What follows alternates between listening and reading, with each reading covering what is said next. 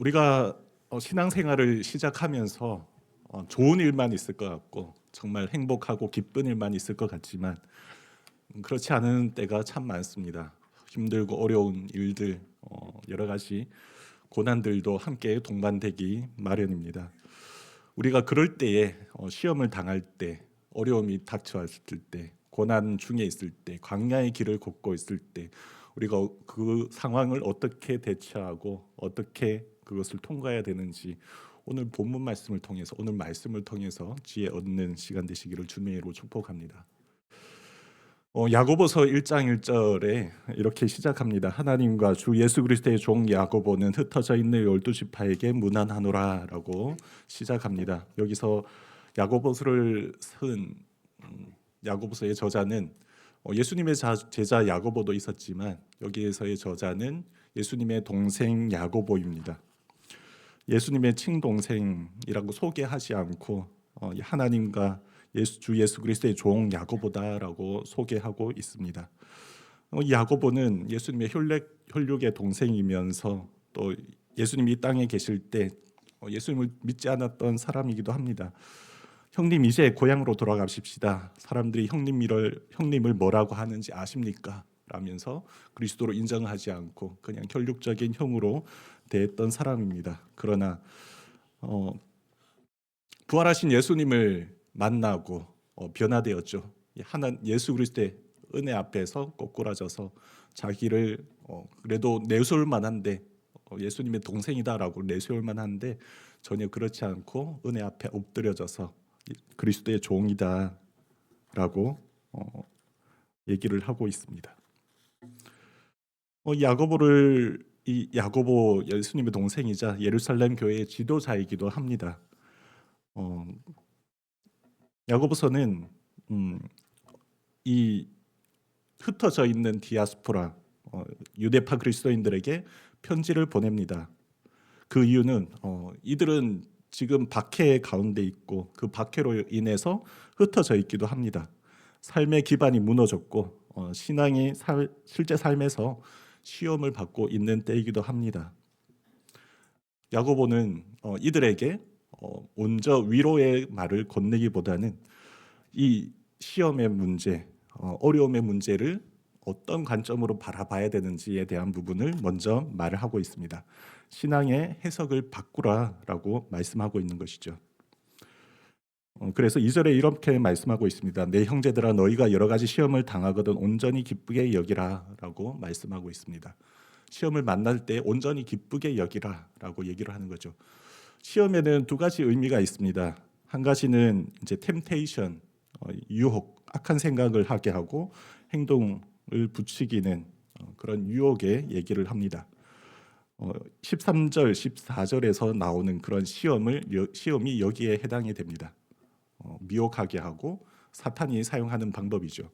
하나님은 시험하시지 않으시는 하나님입니다. 유혹해 하시지 않습니다. 2절에서 말씀하는 그 시험이라는 것은 트라이얼이라는 얘기입니다. 테스트, 쉽게 얘기하자면은 테스트한다라는 의미이죠. 테스트를 하나님이 이제 믿음을 시련을 주는 것, 시험을 한다라는 것은 테스트, 믿음을 이제 테스트한다라는 의미이기도 합니다. 3절에 보니까는 그 시험이 다른 말로 말씀하고 있습니다. 이는 너희 믿음의 시련이 인내를 만들어내는 줄 너희가 알미라. 시험은 이제 다른 말로 믿음의 시련이라고 표현이 되고 있습니다.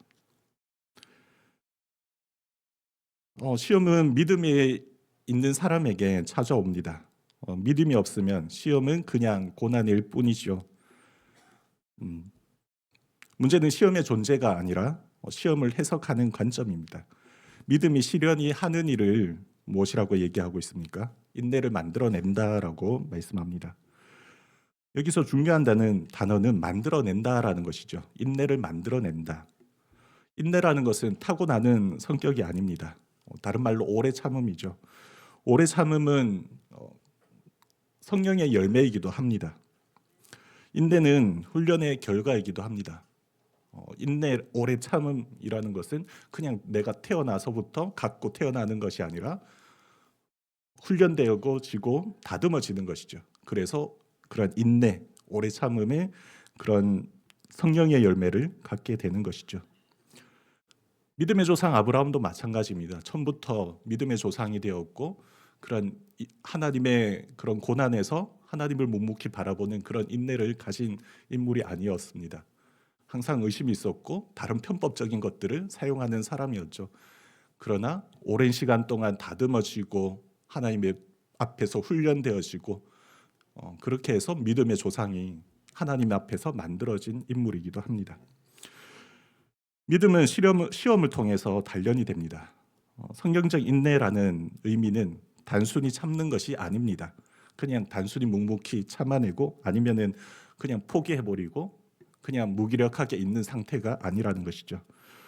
성경적 인내의 의미는 하나님을 붙들고 버티는 지속성입니다. 인내가 고난을 제거하지 않습니다. 고난 속에서 믿음을 유지하게 합니다. 그러한 인내의 목표는 또한 무엇일까요? 그런 인내가 가지는 어떤 목표가 있습니다. 그것은 4절에서 말씀하고 있습니다. 인내를 온전히 이루라. 이는 너희로 온전하고 구비하여 조금도 부족함이 없게 하려 함이라 라고 말씀하는 것이죠. 인내의 목표는 온전함과 성숙입니다. 온전하고 구비하여 라는 말 뜻이 무엇일까요? 온전하다라는 것은 텔레이오라는 헬라어로 텔레이오라는 것이고 흠이 없는 도덕적으로 완벽한 뜻이 아니라 목적으로 이르는데 성숙함이라는 뜻을 가지고 있습니다. 구비하여라는 의미는 헬라어로 홀로클레로이라는 의미이고 이 두 가지를 영문으로 봤을 때는 mature and complete라고 해석을 하고 있습니다. 그것은 성숙하고 성숙하게 한다.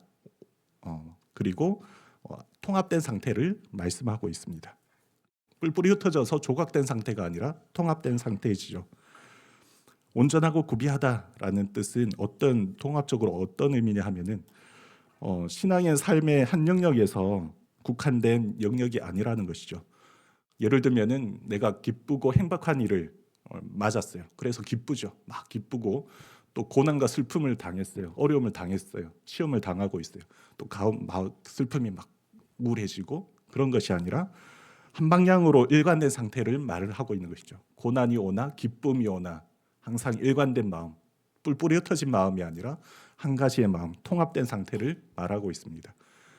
그 의미는 고난이 오더라도 기쁠 때만 하나님 그러면서 기쁘게 감사함을 표현하는 것이 아니라 고난이 오고 슬픔이 오더라도 어려움이 오더라도 그것을 그리스도의 시각을 가지고 지혜를 가지고 그 너머에 있는 온전함을 이루시고 성숙함을 이루시는 하나님을 바라보는 시선에서 나타나는 하나의 통합된 상태를 말씀하고 있는 것입니다. 야고보는 말씀합니다. 하나님은 고난을 통해서 우리를 망가뜨리려고 하지 않으시고 우리를 성숙함으로 이끌어 주신다. 성화되어 가게 하시고 단단한 믿음, 성숙된 믿음으로 이끌어 가신다라고 말씀을 하는 것이죠. 시험의 목적은 파괴, 우리를 신앙에서 무너뜨리는 것이 아니라 성숙의 단계로 나가는 것입니다. 그렇다면은 우리가 어떻게 이런 고난을 감내하고 견딜 수가 있을까요? 그것은 지혜가 필요하다라고 말씀합니다. 5절에서 말씀하시는데요. 너희 중에 누구든지 지혜가 부족하거든 모든 사람에게 후히 주시고 꾸짖지 아니하시는 하나님께 구하라. 그리하면 주시리라 말씀하고 있습니다. 지혜가 필요하다. 고난을 극복하고 또 시험을 맞을 때에 필요한 것이 지혜가 필요한데 그 지혜를 부족하거든 모든 사람의 후히 주시고 꾸짖지 아니하시는 하나님께 구해라라고 말씀합니다. 왜 지혜가 필요할까요? 그것은 시험을 이기기 위한 수단으로 지혜가 필요합니다. 그리고 고난의 의미를 바르게 해석하기 위해서 필요하고요. 성급한 판단과 내게 왜 이런 고난이 왔어 원망하기 위해 피하기 위해서 막기 위해서 필요합니다. 지혜라는 것도 마찬가지로 고난을 없애는 기술이 아닙니다. 고난 속에 있을지라도 하나님의 뜻을 분별하는 능력입니다. 고난 속에 있을지라도 하나님의 뜻이 무엇인지 묵묵히 그것을 바라보며 그 너머에 계시는 하나님을 바라보는 것이죠. 지혜라고 얘기를 하면은 딱 떠오르는 성경이 있습니다. 무엇일까요? 네, 잠언서죠. 네. 지혜가 무엇인지 상세하게 지혜에 대해서 다루고 있습니다. 잠언서 9장 10절에도 이런 말씀이 있습니다. 여호와를 경외하는 것이 지혜의 근본이요라고 말씀을 하고 있죠. 그리고 잠언에서는 그 지혜를 인격화, 의인화해서 표현하고 있습니다. 그래서 고린도전서 1장 24절에 이렇게 말씀하시는데요. 오직 부르심을 받은 자들에게는 유대인이나 헬라인이나 그리스도는 하나님의 능력이요 하나님의 지혜니라라고 말씀합니다.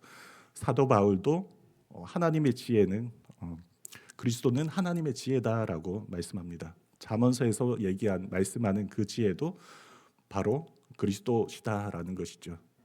그리스도가 하나님의 능력이요 지혜다라는 것입니다.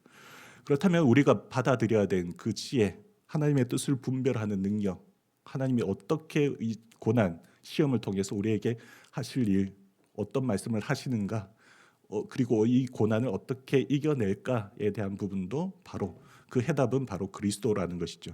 우리가 내 힘으로 내가 어떻게 해보겠다, 내가 나의 능력으로 넘어보겠다라는 것이 아니라 그리스도를 바로 의지해야 된다라는 것입니다. 바로 그리스도가 하나님께 우리에게 주시는 지혜인 것이기 때문입니다. 믿음의 시련, 그리고 인내, 지혜, 이런 세 가지는 따로 떨어져 있는 개념이 아닙니다. 믿음의 시련은 현실에서 믿음이 검증되는 자리이기도 하고요. 인내는 도망치지 않고 하나님을 붙드는 힘입니다. 그리고 지혜는 이 과정을 통해서 하나님의 관점으로 해석하는 능력입니다. 지혜가 없으면 어떻게 될까요? 시험은 원망이 됩니다. 인내는 체념이 되고 포기가 되고 도망쳐버리게 되는 것입니다. 그러나 지혜가 있으면은 하나님께 머무르면서 온전히 기쁘게 여길 수 있는 그러한 능력을 우리가 얻게 되고 능히 그 고난과 시험을 이겨낼 수 있게 된다라는 것입니다. 마지막으로 그 지혜를 구하는 데 있어서 단 한 가지 조건이 있습니다. 그것은 무엇일까요? 6절에서 8절까지 말씀하고 있습니다. 오직 믿음으로 구하고 조금도 의심하지 말라. 의심하는 자는 마치 바람에 밀려 요동하는 바다 물결 같으니 이런 사람은 무엇이든지 주께 얻기를 생각하지 말라. 두 마음을 품어 모든 일에 정함이 없는 자로다 라고 얘기를 하고 있습니다. 의심하지 말라. 의심 없는 믿음을 요구하고 있습니다. 의심은 어떤 질문, 고민 이런 것을 얘기하는 것이 아니고 8절에도 얘기하듯이 두 마음을 품은 분열된 충성이다라고 얘기를 하는 것이죠. 두 마음을 품은 사람은 어떤 사람입니까? 하나님의 방식도 붙잡고 세상의 방식, 우상의 방식도 붙잡는 것입니다. 결과적으로는 이것도 아니고 저것도 아니 흔들리는 삶, 이런 상태인 것이죠.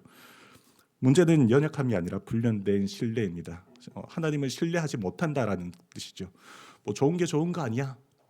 부처님도 좋고 하나님도 좋고 교회도 나가고 절에도 나가고 한번 점도 보고 이런 뜻이 절대 아니라는 것이죠. 세상의 방식이 아니라 온전히 하나님을 온전히 신뢰하면서 굳건히 붙잡는 것이 하나님 앞에서 요구되어지는 의심 없는 믿음이라는 것입니다. 또 우리가 오해하지 말아야 될 것은 내가 병을 얻었다고 해서 나는 믿음으로 낫게 할 거야, 기도로 낫게 할 거야 해서 병원에 안 가고 병을 키우실 필요는 없습니다. 의술도 마찬가지로 우리에게 주신 하나님의 일반 은총이기 때문입니다. 여기서 경고하는 것은 그런 우상의 방법들, 나쁜 그런 하나님이 싫어하는 그러한 우상의 방법들을 취하는 것입니다.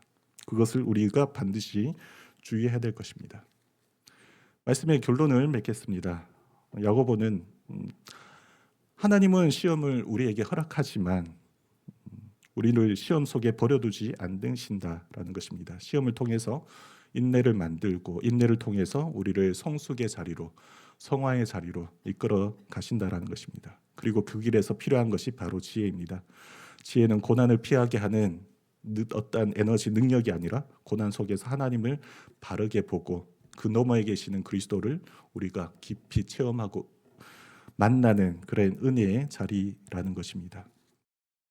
그것을 믿고 또 우리가 우리의 삶 속에서 여러 가지 시험과 고난을 만나더라도 우리는 능히 그런 것들을 지혜를 얻음으로써 능히 또 이겨내며 나가서 하나님 앞에 잘했다 칭찬받는 저와 여러분 되시기를 주님의 이름으로 축복합니다. 함께 기도하시겠습니다. 하나님